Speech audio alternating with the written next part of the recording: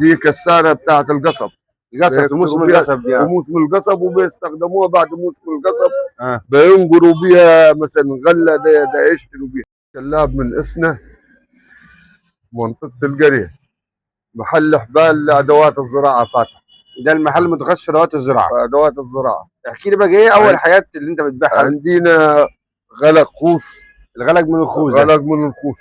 وقف الغلق من الخوص ده بيستخدموه المزارعين في رش الملح والكيماوي. ورش مثلا غله القمح باستخدامه يعني كده. يحطوا الغله فيه يعني. يحطوا الغله فيه. ده معمول من الخوص صح؟ من الخوص معمول. الجلد دي بتجينا من بحري. الجلد بقى بتجينا برضه فيها اشكال ولا كده. الغلق نبص كده عليها. هو الغلق نوع واحد، الغلق الجلد، لكن في مقاسات. 3 مقاسات بيبقوا. في كذا مقاس للجلد. بيستخدموه لعبوه الطماطم بردي الغلق الجلد.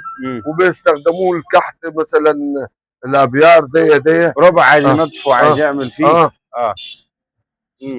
يبقى انت عندك نوعين، غلق الجلد وغلق الغلق الجلد والغلق الخوص. ايه تاني ادوات الزراعه اللي عندك يعني؟ الحبال بقى. عندي الحبال. بيستخدموها للمواشي، يعني مرابط. وسلب للعربيات الكارو. سلب العربيه الكر بتاعته. الكر. والزراعه والبرسيم بتاعه. تواري. عندنا عندنا الشوكه دي بينظفوا بيها الحشائش بردي والكلام ده. في الزرع. في الزرع. انت شغال في كل ادوات الزراعه؟ كل ادوات الزراعه عندي. دي حبل بياخدوه بيستخدموه يربطوا قطعه القمح دي. بعد ما يحصدوا بيربطوا بيه قطعه موسم القمح اللي جاي صح؟ موسم القمح. يعني انت جبت لهم الجفه اللي يرشوا بيها القمح. وادي حبال القمح اللي هيربطوها بيها. لما بيزرع برسيم المزارع برضه بياخد منك الحبال.